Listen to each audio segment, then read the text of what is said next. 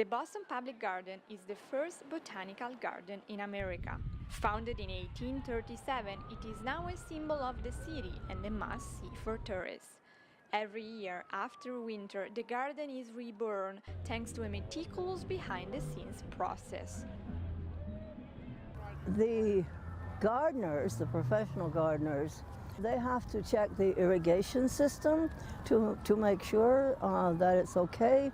And then they also plant the flower beds. You can see they begin to plant the flower beds, which are annuals, and they're all along this central path. And then the Swan Boats, April 15, they start up the Swan Boats. Perhaps nothing symbolizes the garden like the Swan Boats. First launched in 1877 by Robert Paget, they are now run by the fourth and fifth generation of the Paget family.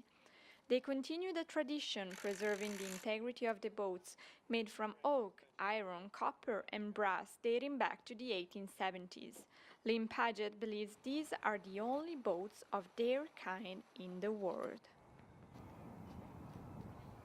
There's a lot that goes on behind the scenes because what we want to do is make sure that all the boats are in top shape when we open in April.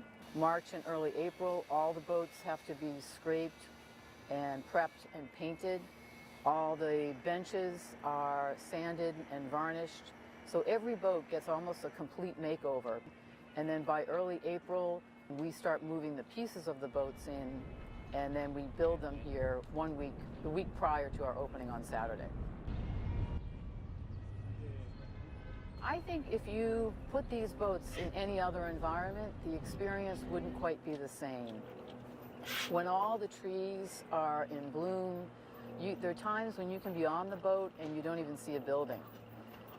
And so part of the magic, I think, of the experience of the Swan Boats is definitely being in the country's first botanical garden and just experiencing that while you're out on the water. It's a really spectacular place, maintained for decades by both the City Parks Department and a nonprofit, the Friends of the Public Garden. And it's a lot of work, a lot of care, a lot of maintenance, a lot of advocacy to really keep this green space what it is. In 1970, a small group of people gathered together to oversee Boston parks, the Public Garden, Boston Common, and Commonwealth Avenue Mall. They created the Friends of the Public Garden, a non-profit organization whose goal was to take care of and defend Boston's green spaces.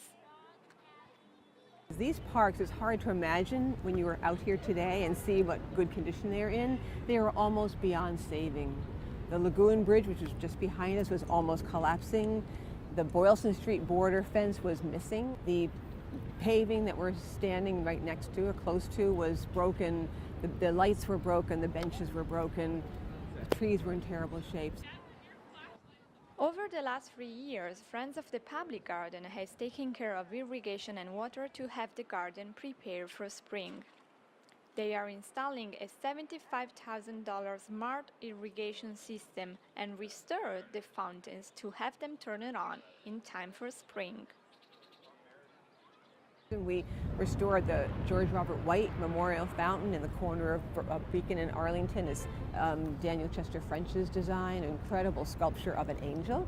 I like to say that our plumber is one of the most important people that work with us because every other week he is out here making sure the Ether Fountain and the White Fountain are in working condition. The design of the public garden is Victorian, with statues and fountains that echo the British styles.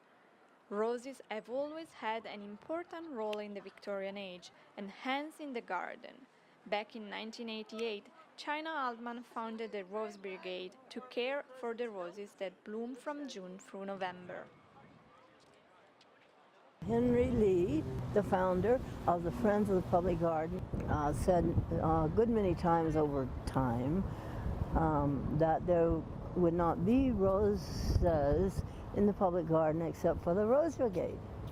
And we don't think so much about that. We just I enjoy doing the roses and all the members enjoy it. In spring and summer, hundreds of thousands of people enter through the garden's gates. Whether it's for a quick walk to the office or a leisurely saunter, these 24 acres are a beautiful oasis in the middle of the city. This is the heart of Boston. This is the heart and soul of Boston. Nobody comes to Boston without taking a trip to visit the public garden, and rarely would they come without taking a ride on the Swan Boats. It's a must-do when you come to the city.